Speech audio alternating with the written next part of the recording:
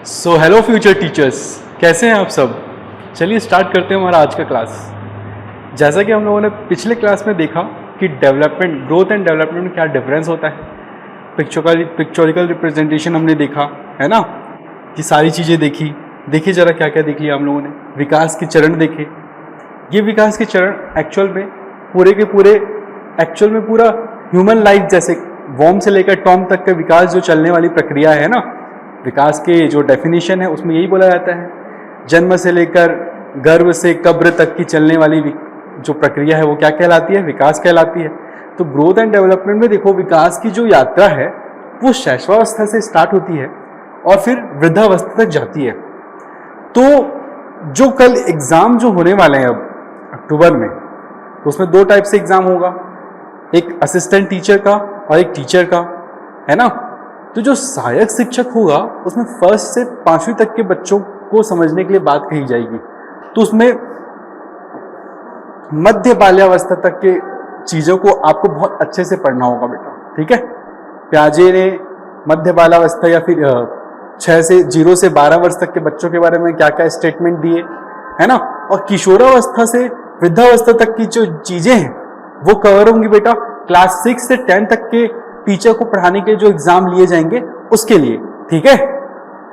तो ये सारी चीजें थी। तो कल हम लोगों ने ये सारी चीजें विस्तार पूर्वक देखी थी, है ना। नेचर एंड नर्चर में डिफरेंस बोला गया था। नेचर को कैसे पहचानोगे बोला मैंने आप लोगों को। नेचर जो है एक्चुअल में जन्मजात गुणों जैसे कि आपकी हेरिडिटी पे ऊपर डिपेंड करता है। अनुमानशिकता वर्ड जब आ जाएगा तो आपको नर्चर की प्रक्रिया समझ जानी है ना। जुड़े हुए बच्चे एक जैसे दिखते हैं लेकिन उनकी जो वृद्धि है, डेवलपमेंट है ना, ग्रोथ है, वो एक जैसे नहीं होती है। उनके सोचने के तरीके अलग अलग होते हैं, है ना। ये सब डिपेंड करता है आपके इन्वायरमेंटल पे भी, है ना। वो बच्चा को किस प्रकार से पोषण मिल रहा है उस पर भी डिपेंड करता है ना। ये सारी चीजें हम लोगों ने देखी।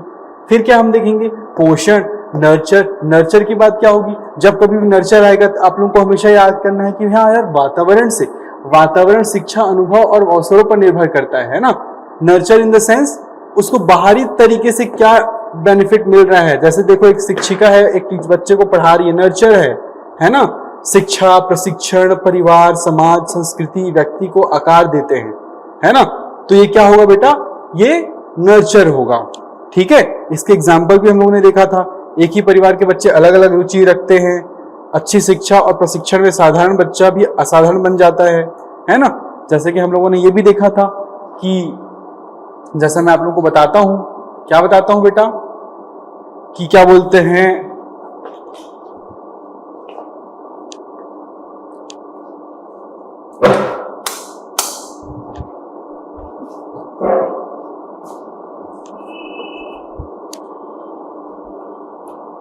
जो वाइगोत्स्की हैं वो क्या बोलते हैं बेटा, वाइगोत्स्की, कि आप जो है मुझे क्या दे दो, आप मुझे किसी टाइप का बच्चा दे दो, मैं उसे क्या करूंगा, मैं उसे कुछ भी डॉक्टर, इंजीनियर या कुछ भी बनाने का क्षमता रखता हूं, है ना। ये सारी चीजें कौन बोलता है बेटा, आपका वाइगोत्स्की।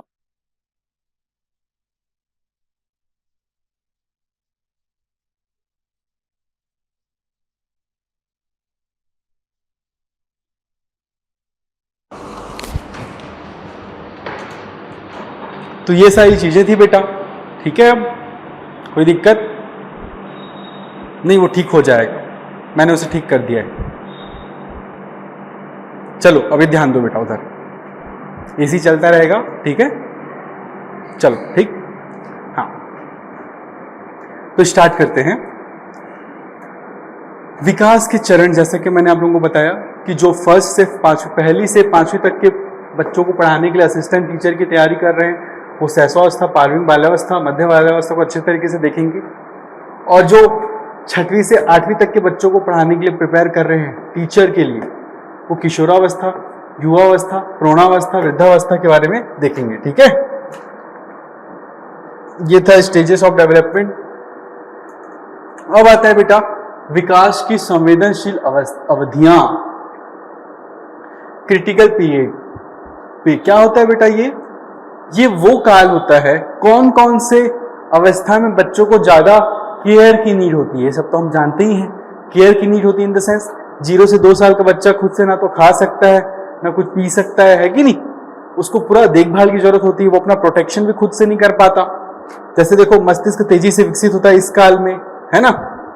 प्रारंभिक उत्तेजना से संज्ञानात्मक क्षमताओं की नींव पड़ती है, अचानक से जो से आवाज आती है वो चमक जाता है ना।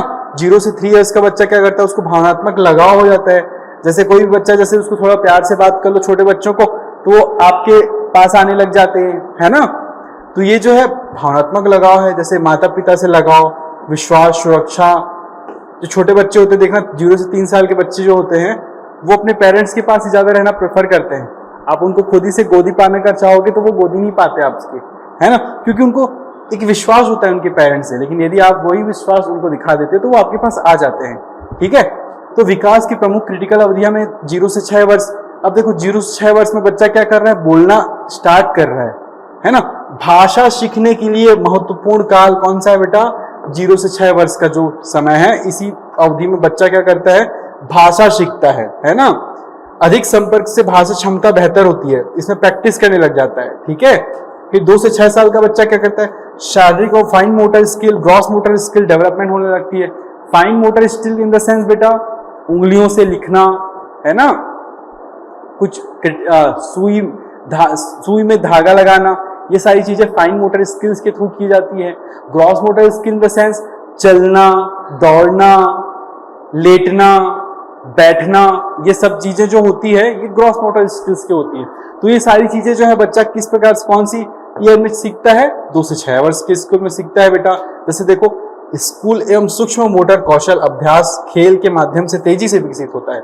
जैसे देखो इसमें ड्राइंग में क्या कर रही है बच्ची, ये बच्ची जो है ब्लॉक्स बना रही है ना।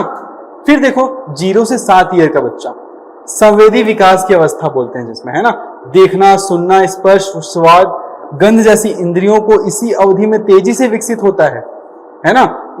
ये जो 0 से 7 ईयर का बच्चा है ये मूर्त तरीके से लॉजिकल थिंकिंग करने लग जाता है। आप लोगों को पता ही होगा, हम लोगों ने बहुत बार डिस्कस कर लिया इसके बारे में।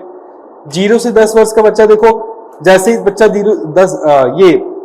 10 वर्ष का होता है तो सामाजिक सांस्कृतिक विकास होने लगता है उसका, जैसे अपने परिवेश से सीखने लग जाता है। जैसे इस बच्चे को सिंगिंग में इंटरेस्ट है तो देखो इसको वायलिन सिखाई जा रही है ना। तो ये सारी चीजें हैं। फिर देखो आज जो हम लोग स्टार्ट करने वाले हैं बेटा, वो हम लोग स्टार्ट करने वाले हैं विकास के प्रकार। ये बेटा बहुत ज्यादा इंपॉर्टेंट है, आपके एग्जाम में डायरेक्ट क्वेश्चंस आते हैं कि विकास की ये कौन से सिद्धांत से क्या बनना चाहिए आपका। जैसे ये देखो फिजिकल डेवलपमेंट है ना, तो विकास का सिद्धांत भी इंपॉर्टेंट होता है। तो देखो चलो स्टार्ट करते हैं।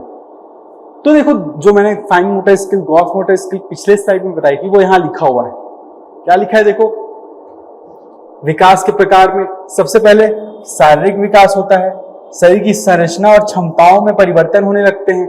तो देखो स्थूल पेशीय कौशल, ग्रॉस मोटर स्किल और फाइन मोटर स्किल, देखो क्या क्या बोल रहा है। Gross motor skill in the sense देखो बच्चा चलना सीख रहा है, दौड़ रहा है, कूदना, देखो कूद रहा है, खेल रहा है, ये सब क्या से अपने बड़े बड़े अंगों से वो क्या बोलना चाहिए यूज कर रहे हैं और खेल रहे हैं। तो ये क्या कहलाएगी बेटा, ग्रॉस मोटर स्किल, है ना।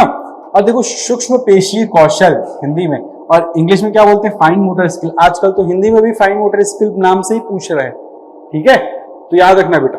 तो देखो लिखने का काम जो ये फाइन मोटर स्किल्स उंगलियों से होता है।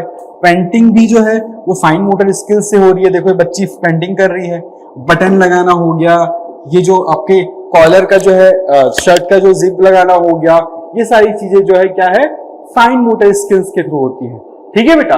तो फिजिकल डेवलपमेंट में 2 टाइप से डेवलपमेंट होता है, एक ग्रॉस मोटर स्किल से, एक फाइन मोटर स्किल से, ठीक है बेटा। ये हो गया आपका पहला क्या, फिजिकल डेवलपमेंट। अब आते हैं बेटा कॉग्निटिव डेवलपमेंट में। जब कभी भी कॉग्निटिव डेवलपमेंट में बात आती है, किसका नाम याद करना है बेटा, चिन पियाजे का। बिल्कुल सही बात है, कॉग्निटिव विकास की थ्योरी उन्होंने तो की दी थी। अब देखो कॉग्निटिव विकास में क्या हो रहा है, सोचने, समझने और जानकारी संग्रहित करने की क्षमता विकसित होती है बच्चे की। सबसे पहले एक बात क्लियर कर लो, यहाँ पे हम विकास के चरण नहीं पढ़ रहे हैं, विकास के प्रकार पढ़ रहे हैं। विकास का प्रकार जो है वो पूरा होलसम विकास की बात कर रहा है, ठीक है। तो कभी भी कोई भी मैं कॉग्निटिव डेवलपमेंट तो इस ईयर में ज्यादा कॉग्निटिव डेवलपमेंट होता है ऐसा मत सोचना, सिर्फ विकास के प्रकार समझो, ठीक है। चलो अब देखो इसकी विशेषताएं क्या क्या है। तर्क, समस्या समाधान, स्मृति और निर्णय क्षमता, इस जो संज्ञानात्मक विकास है उसमें क्या क्या हो रहा है। देखो बच्चा देखो यहाँ पे समस्या हल कर रहा है, कैसे पजल सॉल्व कर रहा है ना, तर्क कर रहा है। देखो यहाँ पे एक बच्ची जो है क्या कर रही है, चेस खेल रही है ना। यदि मैं ये वाली चाल चलूंगी, घोड़े को 2.5 कदम चलाऊंगी तो वो मेरा राजा मर जाएगा, ऐसा ऐसा कुछ थिंकिंग कर रही है। फिर देखो स्मृति का उपयोग। अब देखो बच्चा जो है कुछ चीजें उसको रटाई गई हैं, कुछ चीज याद करवाई गई है, समझाई गई है, तो अपने बुक में नोट कर रहा है, वो भी बिना देखे, है ना। फिर देखो निर्णय लेने की क्षमता। अब बच्चा जो है क्लास में क्वेश्चन पूछा जा रहा है बच्चे को, तो बच्चा क्या कर रहा है, हाँ मैंने ये घर पे पढ़ा था, ये मुझे याद है, इसलिए वो हैंड रेस कर रहा है। देखो निर्णय लेने की बात चल रही है, ठीक है। फिर देखो सूचना और ज्ञान। सूचना और ज्ञान इन द सेंस इंद्रियों का प्रयोग कर पर्यावरण को समझना। अब देखो कैसे होगा ये, कॉग्निटिव डेवलपमेंट में क्या आ रहा है बेटा, सूचनाओं और ज्ञान का इंद्रियों का प्रयोग करके पर्यावरण को समझना कहला रहा है। तो जब कभी भी ये लाइन रहेगी तो वो कॉग्निटिव डेवलपमेंट से रिलेट रहेगी बेटा, है ना। कई बार हम लोग सोचते हैं कि इंद्रियों का प्रयोग तो हम लोग हमारे हाथ, कान, नाक का यूज कर रहे हैं, तो ये तो फिजिकल डेवलपमेंट में आ रहा है। इंद्रियों का विकास in the sense cognitive development, ठीक है बेटा। चलो अब देखो देखना। अब देखो कैसे देख रहे हैं, देखो ये बच्ची कैसे देख रही है, प्लांट को एनालाइज कर रही है मैग्नीफाइंग ग्लास से, ये किस प्रकार से इसकी पत्तियां होती हैं, है ना। अब देखो क्या कर रहा है, ये बच्ची चिड़ियों का आवाज सुन रही है या फिर टीचर जो बोल रहे हैं वो सुन रही है, आसपास की वातावरण की आवाज सुन रही है, सुनना हो गया, है ना। छूना, अब देखो छू के कैसे छूना हो गया, वो किस प्रकार से ब्लॉक्स के शेप है, उस ब्लॉक्स के शेप के हिसाब से ये बच्चा क्या कर रहा है, एक टावर खड़ा कर रहा है ना बेटा। अब देखो ये भी सूंघना हो गया, छूना हो गया, ये सारी चीजें जो है क्या है, कॉग्निटिव डेवलपमेंट में आती है, ठीक है। ऐसा तो नहीं हो रहा है कि एक 5 साल के बच्चे को कम सूंघने से कम उसको समझ में नहीं आ रहा है, और एक 10 साल के बच्चे को ज्यादा क्या बोलना चाहिए, स्मेल आ रही है, 5 साल के बच्चे को कम स्मेल आ रही है, स्मेल तो सेम आ रही है। तो ये डेवलपमेंट जो है बेटा कॉग्निटिव डेवलपमेंट में आता है। बस फर्क इतना रहता है कि जो बड़ा बच्चा है वो आइडेंटिफाई कर लेता है किस प्रकार की स्मेल आ रही है, लेकिन जो छोटा बच्चा है वो स्मेल को आइडेंटिफाई नहीं कर पाता है, ठीक है। ये डिफरेंस होता है। क्लियर है बेटा यहां तक। चल आगे देखें, ठीक है। अब देखो सोशल एंड इमोशनल डेवलपमेंट, तीसरी स्लाइड हमारी, सामाजिक एवं भावनात्मक विकास। सोशल एंड इमोशनल डेवलपमेंट, दूसरों के साथ संपर्क और भावनाओं को नियंत्रित करने की क्षमता। दूसरों के साथ संपर्क और भावनाओं को नियंत्रित करने की क्षमता क्या है बेटा, सोशल इमोशनल डेवलपमेंट कहलाता है। इसमें सामाजिक विकास और भावनात्मक विकास, 2 टाइप के विकास होते हैं। अब देखो सामाजिक विकास कैसे होता है, देखो बच्चा जो है, बच्चों में भाषा, सहयोग करने और समूह में धैर्य विकसित करने की क्षमता स्थापित होती है ना। तो कैसे, देखो साझा करना या सीखना। अब देखो यहाँ पे जो अपनी बातों को रख रहा है वो बच्चा अपनी फ्रेंड्स से, है ना, तो ये साझा करने वाला गुण डेवलप हो रहा है। सहयोग करना, देखो मिलके ये लोग आसपास की एक दूसरे की हेल्प करके क्या कर रहे हैं, पजल बना रहे हैं, है ना। समूह में कार्य करने की क्षमता, ये सब सामाजिक विकास के अंतर्गत आता है। सामाजिक विकास की थ्योरी किसने दी थी, कमेंट में कमेंट करके बताओ बेटा। आप लोग पता है आप लोगों को सामाजिक विकास की थ्योरी किसने दी थी?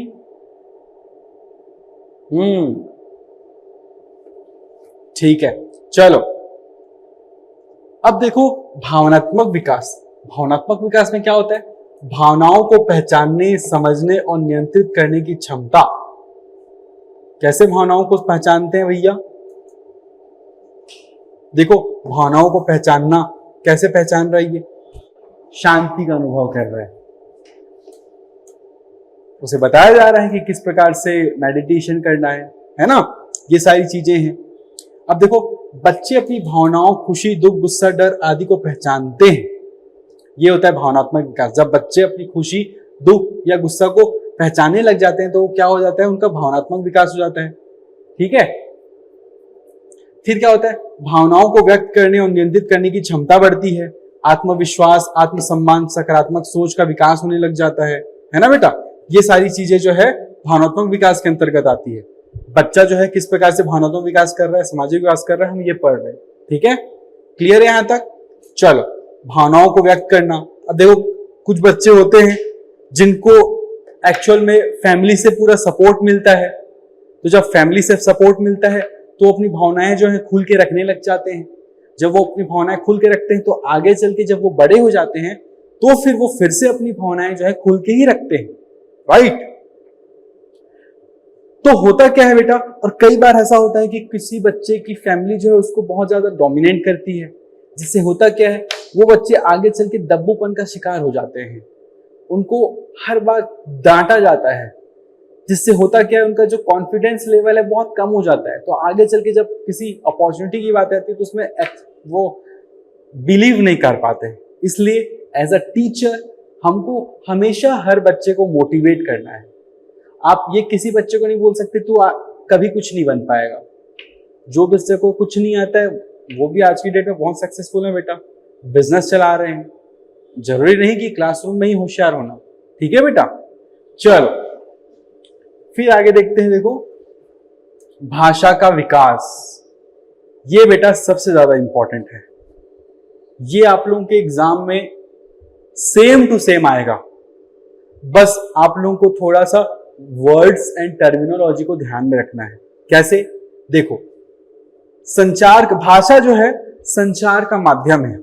सपोज मान के चलो, कल जब आप मॉर्निंग ऊपर उठते हैं, सुबह उठते हैं मॉर्निंग, और आपकी आवाज ही नहीं निकल रही है, आपकी आवाज गायब हो चुकी है, और आपको अपनी मम्मी से चाय मांगना है, तो आप कैसे मांगोगे? ठीक है, इशारों से मांगोगे, ऐसा ऐसा करके। अच्छा, और आप अच्छा मोबाइल में लिख के मांगोगे। ठीक है, अच्छा ठीक है, मम्मी के पास सामने जाके खड़े हो जाएगी, मम्मी खुद समझ जाएगी। अच्छा चलो ठीक है। तो इसका मतलब क्या समझ रहे हैं आप लोग? जो भी है बातचीत, कम्युनिकेशन सिर्फ और सिर्फ बोल कर बताना नहीं है, कम्युनिकेशन एक्ट करके बताना भी होता है ना बेटा? तो वही चीज बता रहा हूं मैं कि मौखिक और गैर मौखिक विधियों में शामिल होती है संचार के माध्यम में। अब देखो, भाषा के घटक, यहां से डायरेक्ट क्वेश्चंस आते हैं। ध्वनि विज्ञान, phonology. Phonology in the sense, जो एक छोटा बच्चा होता है, शुरू में देखना अ आ पा, पापा को क्या बोलता है? पा, है ना? दादा को क्या बोलता है? दा दा दा। और जैसे मेरा नाम अभिनव है, तो जो छोटे बच्चे थे बचपन में वो बीनो बीनो बोलते थे, है ना? तो ये सारी चीजें होती थी, है ना? तो वो पूरे उच्चारण वर्ड से नहीं कर पाते हैं, लेकिन जैसे ही थोड़ा बड़ा होता है तो वो पा पा जो बोल रहा था उसको पापा बोलने लग जाता है। जो बा बा बोल रहा था वो क्या करता था? बा। बा मतलब दादा। जो छोटे छोटे वर्ड्स की तो टर्मिनोलॉजी होती है, वही आता है बेटा फोनोलॉजी। ध्वनियों को पहचानना, बच्चा जो है क्या कर रहा है? ध्वनियों को पहचान रहा है, उसको उच्चारण उपयोग की क्षमता बढ़ रही है, उसको उच्चारण कर रहा है। उसको भूख लगी है तो टा टा। और जैसे पानी को क्या बोलते हैं बच्चे?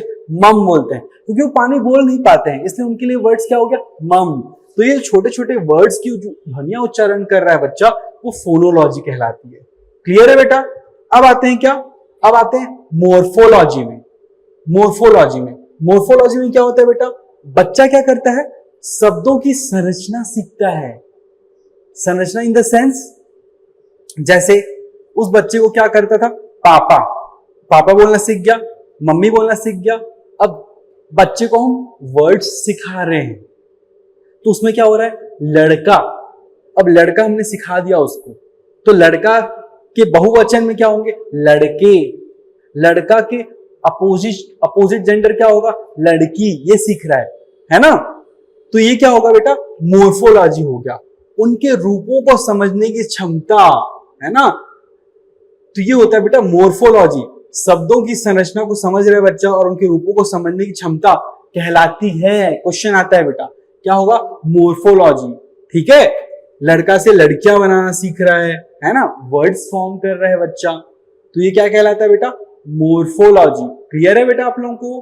फिर आता है बेटा वाक्य विन्यास, सिंटैक्स। सिंटैक्स मतलब होता है बेटा वाक्य विन्यास। इसमें क्या होता है? शब्दों को क्रमबद्ध कर वाक्य बनाने की क्षमता कहलाती है क्या? वाक्य विन्यास। ठीक है बेटा, तो वाक्य विन्यास कैसे होगा बेटा? शब्दों को क्रमबद्ध कर वाक्य बनाना क्षमता इन द सेंस, देखो सिंटेक्स पढ़ रहे हैं हम लोग, ठीक है, ये पढ़ रहे हैं।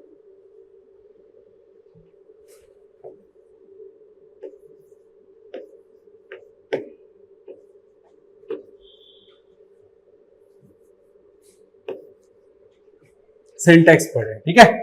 वाक्य विन्यास जिसको बोला जाता है, लिख दूं? चलो लिख देते हैं।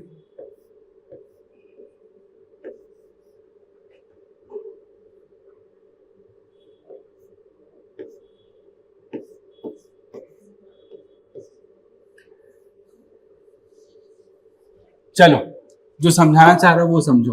क्यों बताऊं? क्योंकि बेटा देखो, हिंदी मीडियम वाले बच्चे जो हैं वो भी ध्यान देना कि आप लोगों को एग्जाम में पूछा जाएगा, वो फोनोलॉजी पूछा जाएगा, मॉर्फोलॉजी पूछा जाएगा, सिंटैक्स पूछा जाएगा, सेमेंटिक्स पूछा जाएगा, प्रैग्मेटिक्स क्या होता है ये पूछा जाएगा डायरेक्ट।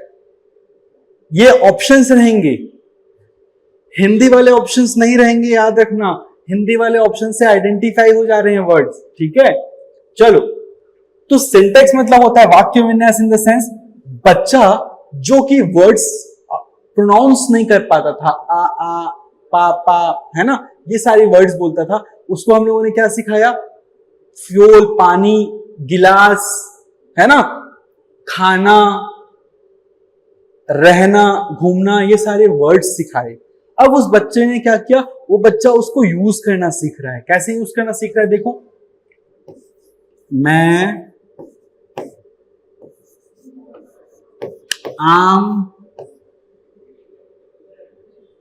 आम नहीं, मैं खाता हूं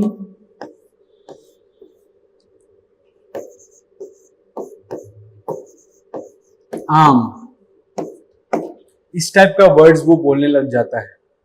मैं जा रहा हूं घूमने, है ना, तो ये सारी चीजें जो है वो प्रॉपर सेंटेंस फॉर्म नहीं कर पा रहा है, लेकिन क्या कर रहा है? वो वर्ड्स फॉर्म कर पा रहा है। लेकिन इसका सही उच्चारण क्या होगा बेटा? मैं आम खाता हूं, है ना।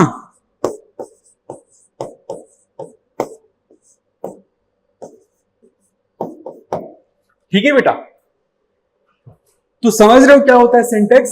सिंटेक्स मतलब होता है वर्ड्स को फॉर्म करना, सेंटेंस को फॉर्म करना, है ना।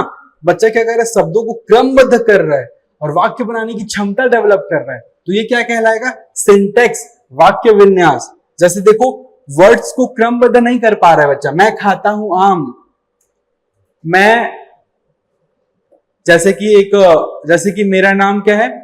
मेरा नाम राजू है, तो मैं राजू बोलने के बाद है मैं हूं राजू, ऐसा सा बोल रहा है, तो वो सेंटेंस को प्रॉपर जमा नहीं पा रहा है, तो ये क्या कहलाएंगे बेटा? सिंटेक्स।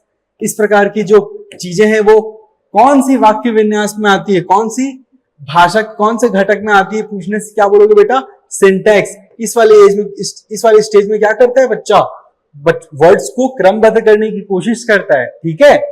अब आते हैं बेटा सेमेंटिक्स, शब्दार्थ, शब्दों के अर्थ को समझने और उनको उपयोग करने की क्षमता डेवलप करना, है ना बेटा। शब्दों को अर्थ को डेवलप करना, उनकी क्षमता डेवलप करना, क्या कहलाता है बेटा? सेमेंटिक्स, शब्दों के अर्थ को समझना और उनको उपयोग करने की क्षमता। अब देखो, शब्दों का अर्थ समझना इन द सेंस, जैसे कि एक वर्ड है कमल।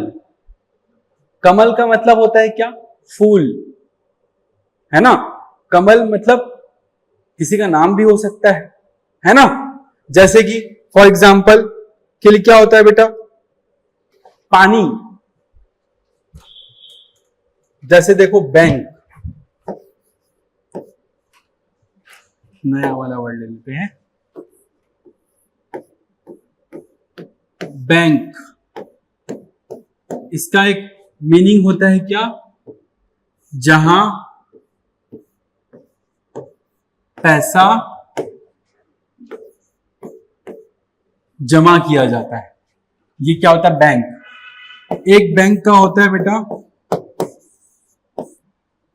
नदी का जो मेढ़ है,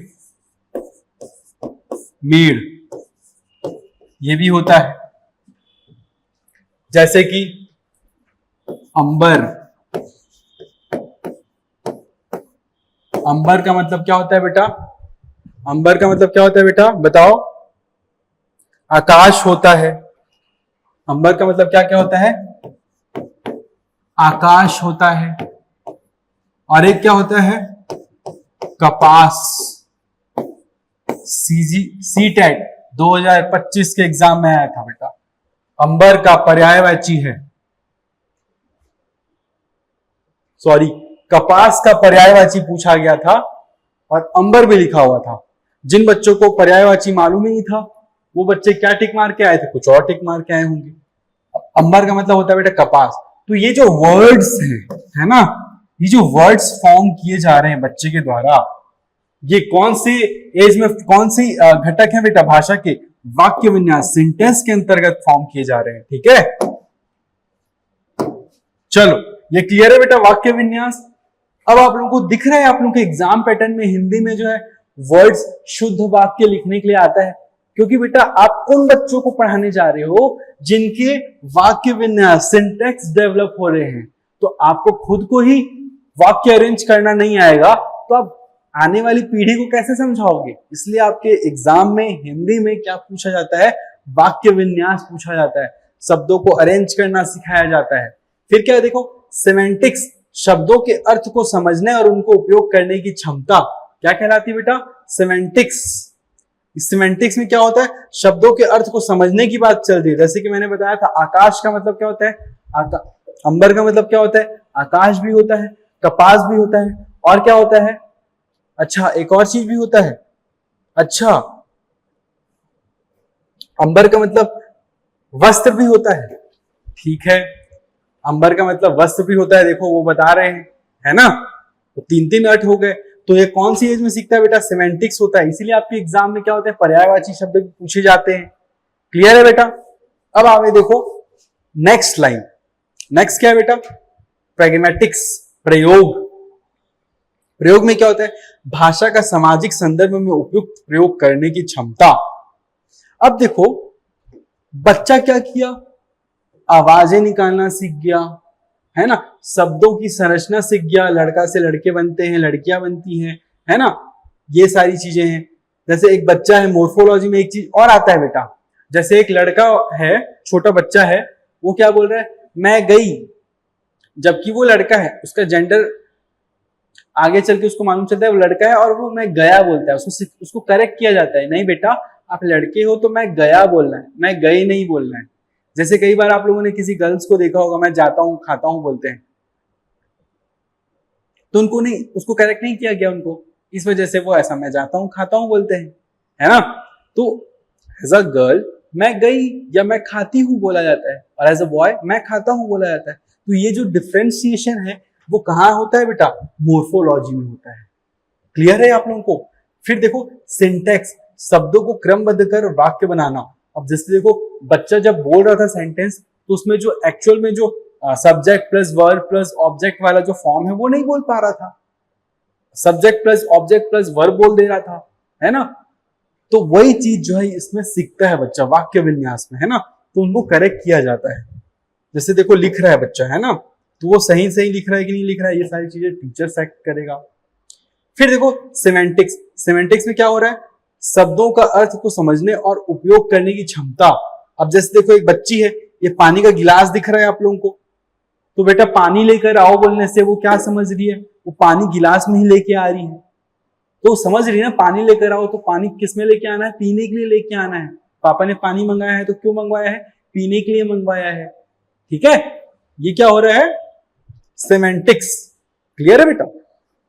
अब देखो आता है प्रैग्मेटिक्स, भाषा का सामाजिक संदर्भ में उपयुक्त प्रयोग करने की क्षमता। ये मैं बता रहा था आप लोगों को। तो ये क्या होता है बेटा? भाषा का सामाजिक संदर्भ में उपयुक्त करने की क्षमता, इन द सेंस बच्चा इस भाषा के घटक में ये सीखता है कि हमें किसके सामने क्या बोलना है। जैसे एक छोटा बच्चा है, वो अपने दोस्तों से अरे भाई भाई भाई तू तो मेरा भाई है ऐसा बात कर रहे हैं। वहीं वो अपने टीचर के पास जा रहा है, good morning sir, principal ma'am के साथ जा रहा है, गुड मॉर्निंग मैम, ऐसी बातें कर रहे हैं। है ना। संबोधन देख रहे हो, संबोधन अलग अलग हो रहा है बच्चे का।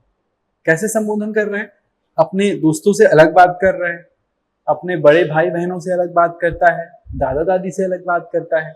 रिस्पेक्ट देना, किसको रिस्पेक्ट देना है, कौन अपने हम उम्र का है, मैं रे बे, ये सारी भी बातें निकलती है। छोटे छोटे बच्चे जो होते हैं, है ना, बहुत ज्यादा इंटरेस्टेड रहते हैं वो लोग, अपने आसपास के माहौल से सीखते रहते हैं, है ना। और आजकल तो बच्चे जो है, ये जो प्रैग्मेटिक्स है उसमें जो है बच्चे क्या करते हैं, वो यूट्यूब इंस्टाग्राम से भी भाषा सीख रहे हैं बच्चे। आज की डेट में आपके एग्जाम में क्वेश्चन आ सकता है बेटा, एक बच्चा है जो यूट्यूब में वीडियोस देखता है और सीखता है भाषा को, और वो सीख जाता है कि हेलो दोस्तों, how are you, welcome bro, ऐसे ऐसे वर्ड्स सीख रहा है। तो ये भाषा के कौन से घटक से सीख रहा है, ये क्वेश्चन आएगा बेटा। तो क्या बोलोगे आप लोगों को, प्रैग्मेटिक्स ये क्या कहलाती है, भाषा का सामाजिक संदर्भ में उपयुक्त तो प्रयोग करने की क्षमता क्या कहलाती है बेटा, प्रैग्मेटिक्स कहलाती है। इंग्लिश वर्ड बहुत इंपॉर्टेंट है, बिल्कुल आप लोगों को इसको याद करके रखना है, ठीक है। फिर देखो क्या होता है, संचार के प्रकार, विधियां, भाषा विकास की मौखिक एवं गैर मौखिक विधियां। जैसा कि मैंने आप लोगों को अपने लेक्चर के शुरू में ही बताया था, जब मैं ये भाषा विकास पढ़ा रहा था, तो भाषा विकास में जो है बेटा वर्बली भी बातें की रखी जाती है, नॉन वर्बल भी रखी जाती है बातें, है ना, गैर मौखिक भी रखी जाती है। गैर मौखिक इन द सेंस, आप लोग चैट करते हो व्हाट्सएप पे, तो जब आप चैट करते हो, जब आप गुस्सा होते हो तो वो एंग्री वाला सिंबल भेज देते हो, किसी को नमस्ते करना है तो नमस्ते वाला सिंबल भेज देते हो, मुस्कुराना है तो मुस्कुराने वाला सिंबल भेज देते हो। ये गैर मौखिक बातें हैं, ठीक है। और मौखिक बातें इन द सेंस, जैसा कि मैं भी आप लोगों के साथ इंगेज्ड हूं, है ना, तो मैं आप लोगों को पढ़ा रहा हूं, लेक्चर दे रहा हूं, चीजों को अंडरस्टैंड करवा रहा हूं, आप लोग भी चीज रिस्पॉन्स कर रहे हैं, यस सर, हाँ हाँ ओके सर, समझ में आ रहा है सर बोल के, है ना।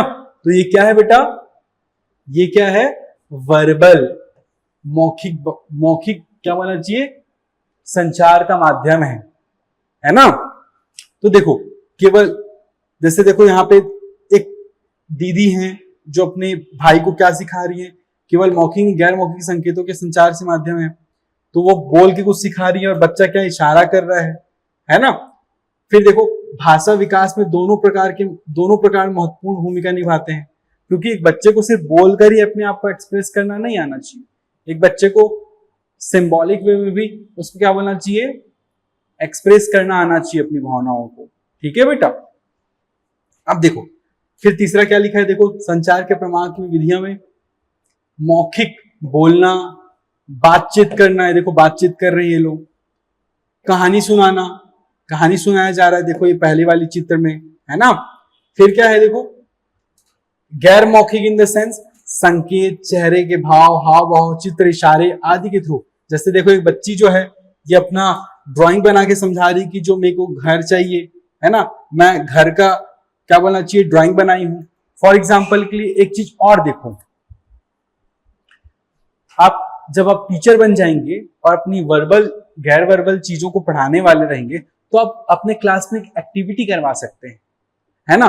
एक बच्चे के भाव को देखकर भी आप समझ सकते हैं कि उसको रोना आ रहा है, या फिर वो इंजॉयमेंट फील कर रहा है, या फिर वो गुस्सा है ना। तो ये सारी चीजें गैर वर्बल संचार में आती हैं। क्लियर है बेटा। तो हम लोगों ने अभी क्या देखा, फोनोलॉजी देखा।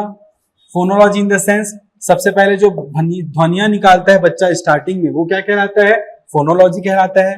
हिंदी मीडियम वाले बच्चों, आप लोग को भी इंग्लिश में ही ये वर्ड्स जो है सीखना होगा, क्योंकि गवर्नमेंट जो है डायरेक्टली आप लोग को इंग्लिश वर्ड ही देगी, क्योंकि इंग्लिश वर्ड जो है यूनिक है, प्रॉब्लम, ठीक है। क्लियर है बेटा। तो ये सारी चीजें देखनी है आप लोगों को। मोर्फोलॉजी इन द सेंस, शब्दों की संरचना, उनके रूपों को समझने की क्षमता रखना। शब्दों को कैसे समझ रहा है बच्चा, लड़का बोलने से हाँ वो लड़का है, वो लड़की बोलने से वो लड़की समझ रहा है ना। खाना पीना, है ना, ऐसे वर्ड्स जो है ना वो चीजों को इंटरचेंज करके भी यूज कर रहा है बच्चा, तो ये क्या कहलाएगा, मोर्फोलॉजी कहलाएगा। फिर क्या है बेटा, सिंटैक्स। सिंटैक्स में क्या होता है, शब्दों को क्रमबद्ध कर वाक्य बनाने की क्षमता, क्रमबद्ध नहीं कर पा रहा है बच्चा। मैं जाता हूं घूमने, मैं घूमने जाता हूं, किधर क्या बोल रहा है, मैं जाता हूं घूमने। तो ये सब क्या है, ये क्या कहलाएंगे, वाक्य विन्यास, सिंटैक्स कहलाएंगे। सिमेंटिक्स क्या कहलाएगा, शब्दों के अर्थ को समझना और उपयोग करने की क्षमता, उनके अर्थ को समझना। जैसे पापा ने क्या किया, पानी मंगवाया, बेटा पानी लेके आओ, तो क्या कहलाया बेटा, पानी लेके आओ बोलने से बच्ची क्या करी, बच्ची ने पानी गिलास में लेके आया, मतलब पापा को पीने के लिए पानी चाहिए था, ठीक है, वो कुछ और नहीं समझी। तो ये सेमेंटिक्स कहलाता है। प्रैग्मेटिक्स इन द सेंस, कहां पे कैसे बात करनी है, किस प्रकार से अपना लिहाजा होना चाहिए, ये सारी चीजें क्या होंगी, ये प्रैग्मेटिक्स में कहलाती हैं। प्रैग्मेटिक्स, ओके, क्लियर है आप लोगों को, आगे बढ़ सकते हैं बेटा। चलो फिर यहाँ पे देखो क्या लिखा है लास्ट में, संचार का माध्यम भाषा के विकास में मौखिक गैर मौखिक दोनों विधियों का समन्वय जो है बच्चों के विकास में महत्वपूर्ण होता है। क्लियर है बेटा। चलो आगे देखें, नेक्स्ट स्लाइड। चलो हाँ, अब आता है बेटा विकास के सिद्धांत। ये मोस्ट इंपॉर्टेंट है। भाषा जो है, भाषा के घटक तो इंपॉर्टेंट है ही, और ये भी बहुत ज्यादा इंपॉर्टेंट है, क्योंकि आपके सी टेट सीजी टेट के एग्जाम में, टीचरशिप के एग्जाम में इससे डायरेक्ट क्वेश्चंस आते हैं। ये विकास के कौन से सिद्धांत को इंगित करता है, ऐसा करके क्वेश्चंस आता है।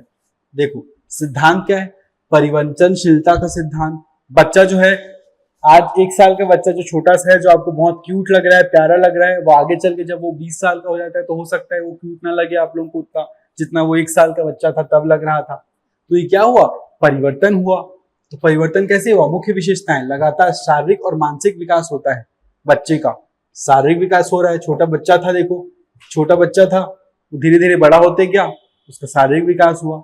बातचीत नहीं कर पाता था, पापा नाना नाना टाटा ऐसा सब बोलता था, वो प्रॉपर क्लियर सेंटेंस बोल रहा है, तो ये परिवर्तनशीलता है ना। तो समय के साथ क्षमता में वृद्धि होती है। यह विकास के कौन से सिद्धांत को इंगित करता है, तो आप लोगों को बोलना होगा बेटा ऑप्शन में, परिवर्तनशीलता का सिद्धांत। ठीक है, अब देखो क्या होता है विकास के सिद्धांत में, निरंतर क्रम। अब देखो निरंतर क्रम का सिद्धांत क्या कहलाता है। निरंतर क्रम का सिद्धांत बेटा 2 प्रकार से डेवलपमेंट होता है। देखो सेफेलोकॉर्डल, प्रॉक्सिमोडिस्टल, सर से पैर की ओर, जब कभी भी सर से पैर की ओर डेवलपमेंट होता है तो वो क्या कहलाता है, सेफेलोकॉर्डल। सेफेलोकॉर्डल इन द सेंस, सबसे पहले बच्चा क्या करता है, अपना गर्दन को संभालना सीखता है। गर्दन संभालने के बाद वो अपने धड़ को संभालना सीखता है और बैठता है। फिर धीरे से वो क्या करता है, खड़ा होता है। फिर क्या करता है, वो चलने लगता है। तो ये क्या कहलाता है बेटा, निरंतर क्रम का सिद्धांत, सर से पैर की ओर, सेफेलोकॉर्डल। ठीक है, ये वर्ड्स याद रखना बेटा। सेफेलोकॉर्डल किसको बोलते हैं, सर से पैर की ओर डेवलपमेंट को क्या बोलते हैं, सेफेलोकॉर्डल। ये कौन से सिद्धांत के अंतर्गत आता है, ये निरंतर क्रम के सिद्धांत के अंतर्गत आता है। क्लियर है बेटा। अब देखो केंद्र से परिधि की ओर डेवलपमेंट, प्रॉक्सिमोडिस्टल। प्रॉक्सिमोडिस्टल इन द सेंस, बच्चा का क्या होता है, सबसे पहले बच्चा उड़ना स्टार्ट करता है, छाती पे कंट्रोल आता है, अपने हाथों पे कंट्रोल आता है उसका, फिर धीरे से उंगलियों में कंट्रोल आता है। तो केंद्र से बाहर की ओर उसका क्या बोलते हैं, नियंत्रण हो रहा है ना। बच्चे लोग देखना पैर को ऐसे ऐसे करके पैर को ऐसे मारते रहते हैं, तो वो अपने पैर चलाना सीख रहे हैं, हाथ को ऐसे चलाना सीख रहे हैं। तो ये क्या है बेटा, ये प्रॉक्सिमोडिस्टल विकास होता है। ठीक है, ये दोनों सेफेलोकॉर्डल, प्रॉक्सिमोडिस्टल निरंतर क्रम के सिद्धांत के अंतर्गत हमने पढ़ा है। देखो बच्चा पहले सिर संभालना आता है, फिर चलना सीखता है, ये क्या है, सेफेलोकॉर्डल है। ठीक है बेटा, क्लियर है आप लोगों को। चलो फिर तीसरा क्या है बेटा, तीसरा सिद्धांत है सामान्य से विशिष्ट की ओर सिद्धांत। इसमें क्या होता है, प्रारंभ में व्यापक प्रतिक्रियाएं होती हैं, बाद में विशिष्ट क्रियाएं विकसित होती हैं। प्रारंभ में व्यापक प्रतिक्रियाएं होती है, फिर विशिष्ट प्रक्रियाएं होती है। इन द सेंस, नवजात शिशु जो है सबसे पहले क्या करता है, कुछ चीजें उसको दे दो तो वो चूसता है ना। फिर अपने उंगली को चूसने लग जाते हैं। छोटे छोटे बच्चे जो होते हैं देखना, अपनी उंगली को मुंह में भरे रहते हैं और चूसते रहते हैं। तो ये सारी चीजें जो क्या है, सामान्य से विशिष्ट की ओर। फिर बाद में वो क्या बोलना चाहिए, चीजें उनको ठीक करनी होती है, तो हम उनको क्या करते हैं, एक कुछ चीजें जो टॉय होते हैं वो लाके दे देते हैं, तो वो उसको चूसने लग जाते हैं, है ना। तो ये सारी चीजें क्या है बेटा, सामान्य से विशिष्ट की ओर की सिद्धांत की ओर बात करता है ना। एक नवजात शिशु है जो अपने अंगूठे को चूस रहा है, तो वो कौन से सिद्धांत के अंतर्गत आता है, सामान्य से विशिष्ट सिद्धांत की ओर आता है, ये याद रखना है बेटा, ठीक है। परस्पर संबंध का सिद्धांत, परस्पर संबंध का सिद्धांत देखो, शारीरिक, मानसिक, सामाजिक विकास परस्पर जुड़े होते हैं। क्योंकि एक बच्चा है, जैसे कि मैंने कई बार इस बारे में बात किया है, कि एक बच्चा है जो आपकी क्लास में सिर्फ और सिर्फ पढ़ाई में ही ध्यान देता है, 95% आता है उसका, लेकिन व्यवहार उसको कुछ नहीं आता है, समाज में कैसे बात करते हैं ये नहीं आता है, तो क्या उसका डेवलपमेंट है, मानोगे आप? बिल्कुल नहीं मानोगे बेटा, है ना।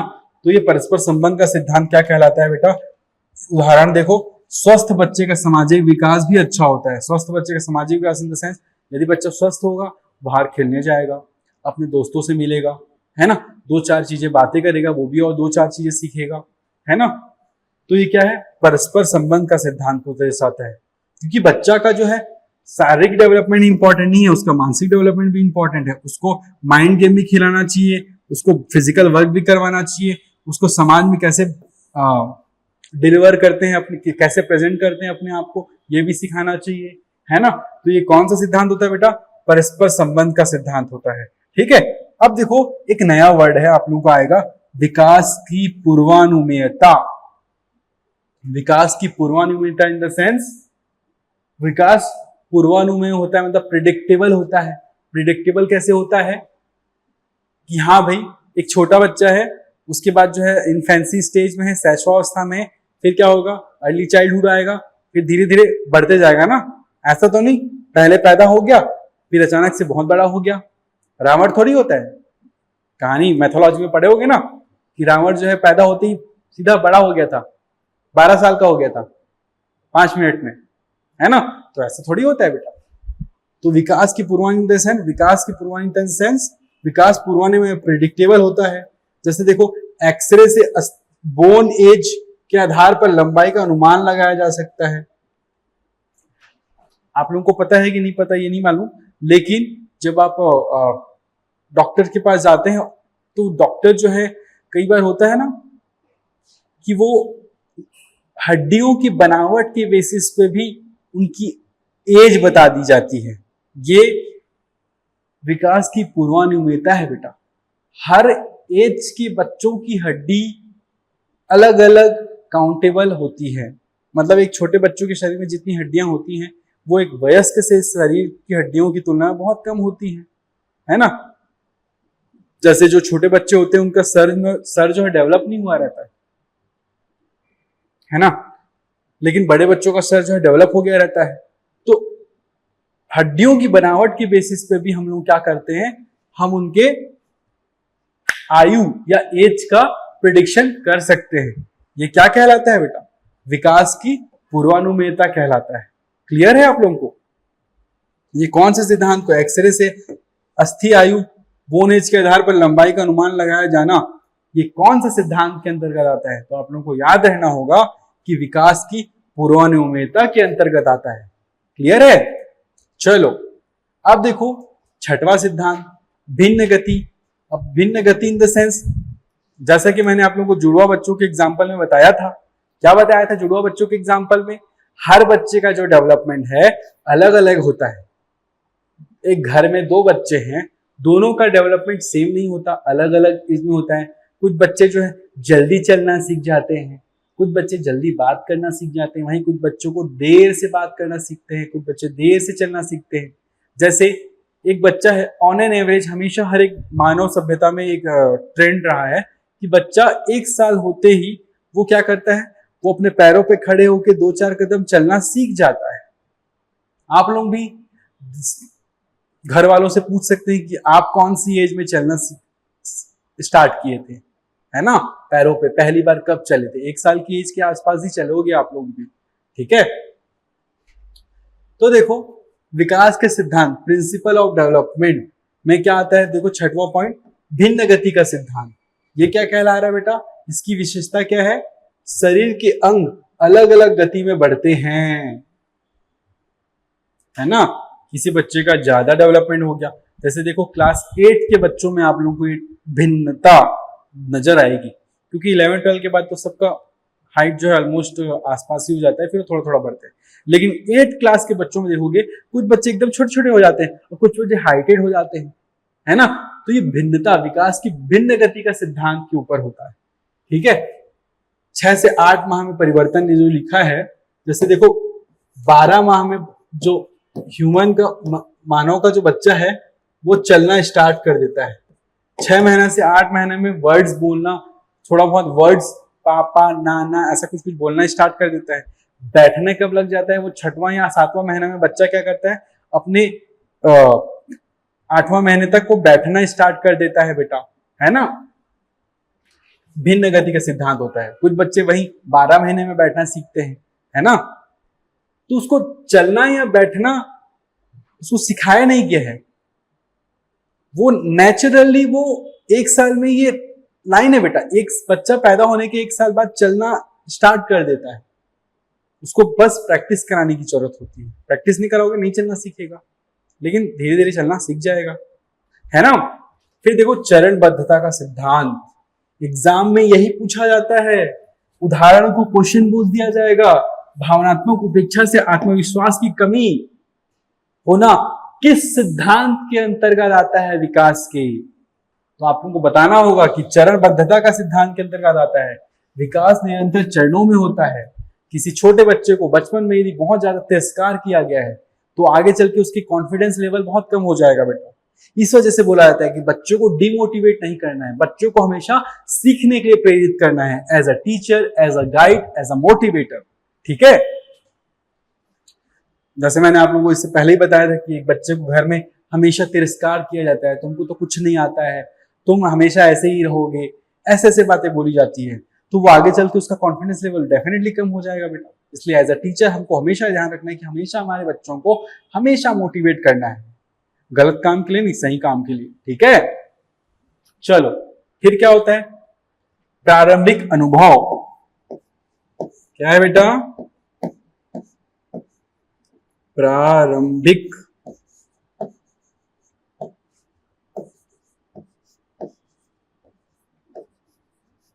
अनुभव। प्रारंभिक अनुभव क्या होता है बेटा, प्रारंभिक देखभाल का प्रभाव दीर्घकालीन होता है ना। फिर क्या होता है, निरंतरता। अब देखो निरंतरता, निरंतरता इन द सेंस विकास जो है वोम से टोम तक चलने वाली प्रक्रिया हम सब जानते हैं। गर्भ से लेकर कब्र तक चलने वाली क्या बोलना चाहिए, विकास जो है प्रक्रिया है, जीवन भर चलने वाली प्रक्रिया। देखो बुढ़ापे में भी सीखने की क्षमता बनी रहती है, बिल्कुल। यदि आप 25 या 26 साल की एज में हैं और आप ये बोल रहे हैं कि अब तो हमारा रटने की क्षमता चली गई है, हम तो अब लिख नहीं सकते, छोटे थे तो हम अच्छा लिखते थे, अब तो हमको कुछ नहीं सीखते, धीरे धीरे माइंड सीखना बंद कर देता है, बिल्कुल गलत। सीखने की कोई सीमा नहीं होती है बेटा। लोग 45 साल की उम्र में भी बड़े बड़े पोस्ट अचीव कर रहे हैं। जैसे अभी अभी कुछ महीने पहले की न्यूज में आया था, एक माता जी हैं, वो अपने बच्चे के साथ आईआईटी प्रिपेयर करते करते आईआईटी में दोनों माँ और बेटे दोनों ने एडमिशन ले लिया है। तो विकास में सीखने की कोई सीमा नहीं होती बेटा। एक 70 साल का बच्चा, जैसे हमारे मोदी जी को भी देख सकते हो आप, कितनी ज्यादा एज के हो चुके हैं वो, है ना, हमारे प्राइम मिनिस्टर। उसके बाद भी वो क्या बोलते हैं, सीखते रहते हैं नई नई चीजों, टेक्नोलॉजी को ग्रैब करने के लिए। इंडिया को कोई भी नई चीज दिखती है वो इंडिया के लिए ले आते हैं, है ना। तो सीखने के लिए हमेशा एक शिक्षक को भी तैयार रहना चाहिए। Learning is a continuous process, life long process बोला जाता है ना वो, ठीक है। तो देखो निरंतरता का सिद्धांत इन द सेंस गर्भ से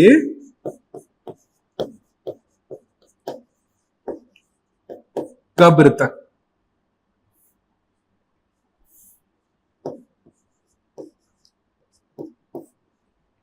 जीवन भर चलने वाली प्रक्रिया है विकास, है ना।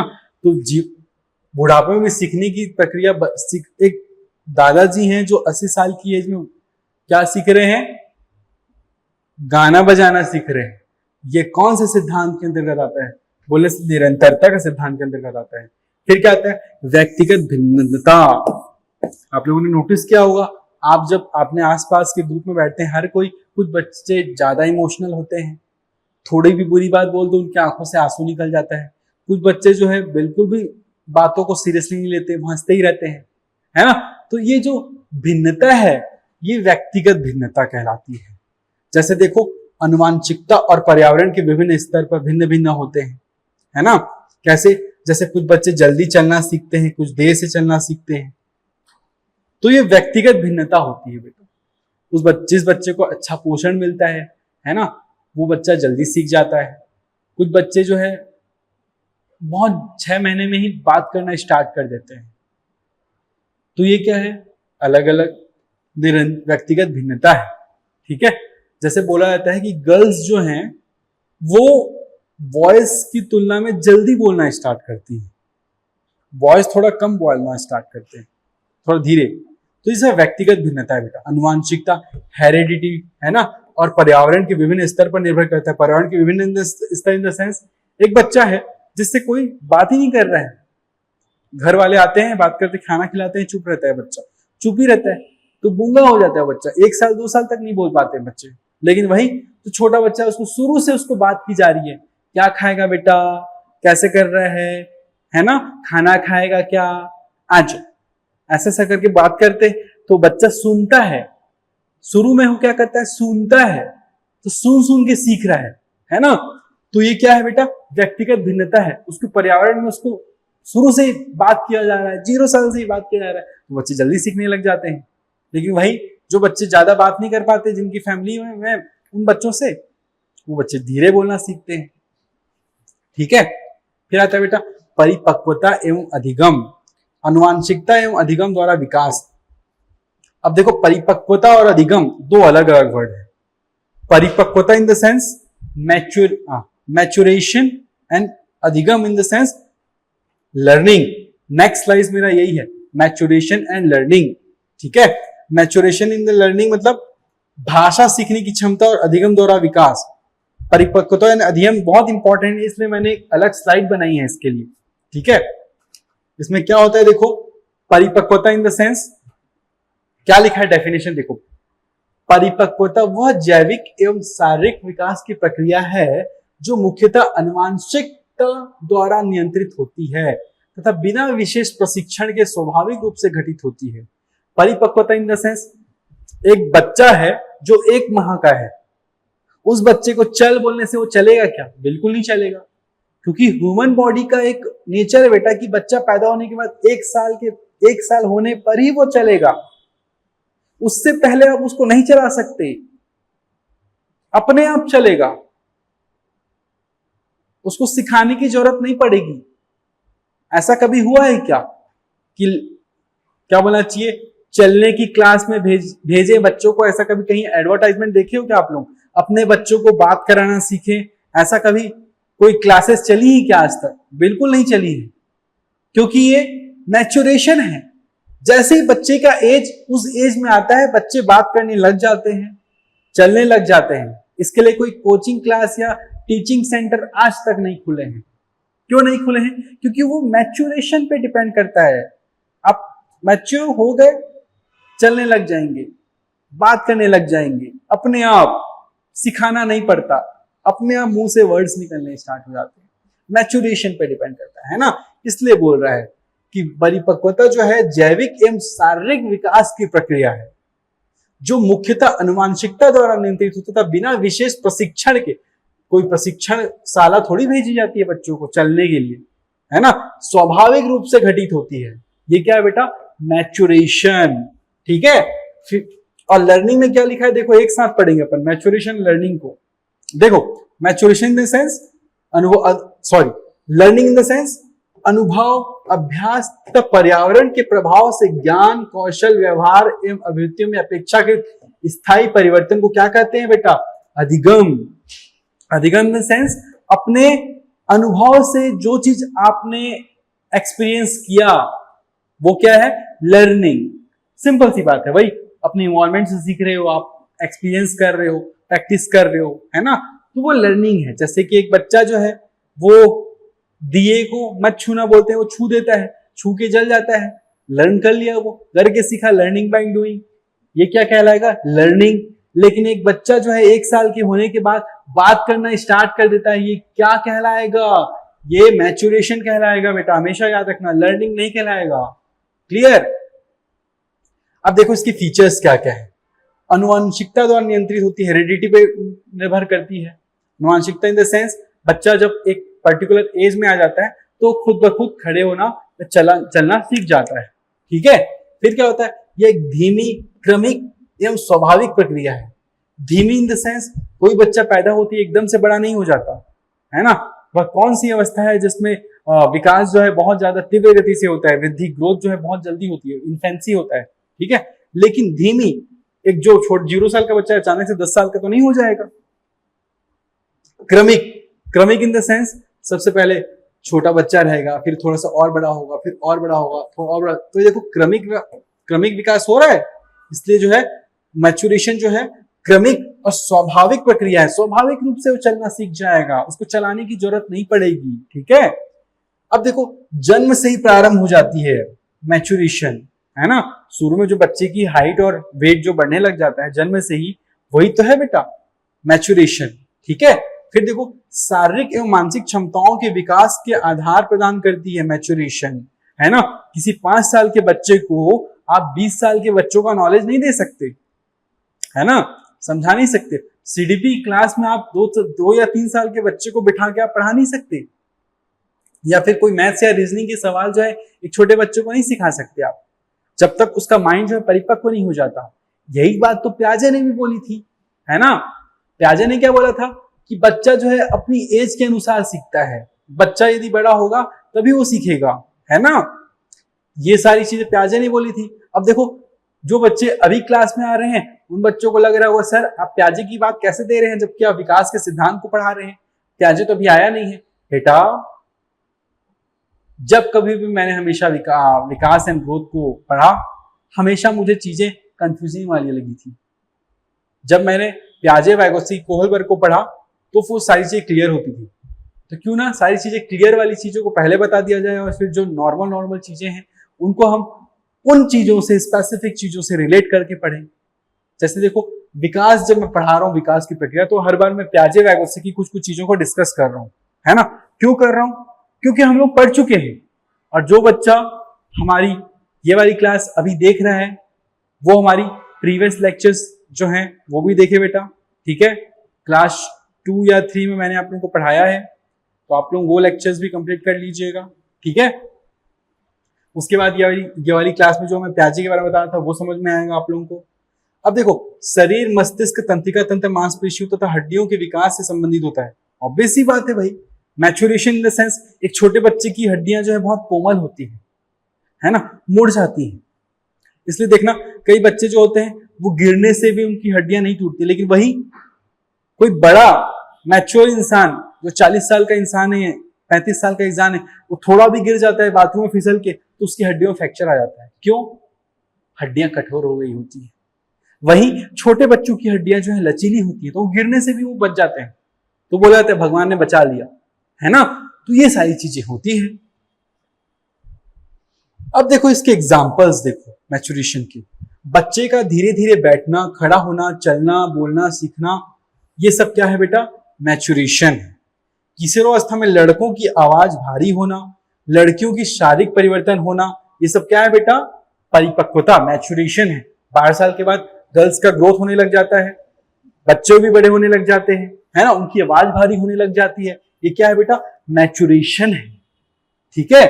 और लर्निंग में क्या होता है देखो, विशेषताएं लर्निंग की, अनुभव, अभ्यास और पर्यावरणीय प्रभाव से उसका क्या बनना चाहिए? लर्निंग होता है। ऑब्वियस सी बात है कि बच्चा जो है समाज में रहकर ही अपनी भाषाओं को सीखता है, क्योंकि कोई भी भाषा सीखना है तो आप उस परिवेश में चले जाओ। फॉर एग्जाम्पल यदि आपको फ्रेंच सीखनी है तो आप फ्रांस में जाके ज्यादा जल्दी सीख पाओगे फ्रेंच, रेदर देन इंडिया में, क्योंकि आपके आसपास के लोग ही वो सारी हिंदी फ्रेंच में बात नहीं करेंगे, तो आप कैसे फ्रेंच सीख सकते हैं?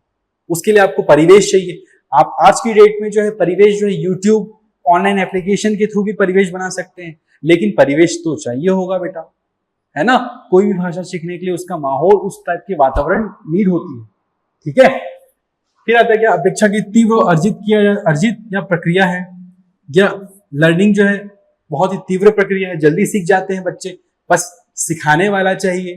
ठीक है, फिर क्या है, जीवन की किसी भी चरण में प्रारंभ हो सकता है। पहले ही हम लोग बात कर चुके हैं, 70 साल के जो अंकल हैं वो भी सीखना स्टार्ट कर सकते हैं, वो भी शेयर मार्केट में शेयर लगा सकते हैं। वॉरेन बफेट के बारे में तो सुना ही होगा आप लोगों ने, जिन्होंने अपनी 90% जो इनकम है वो 60 साल की एज की बाद कमाई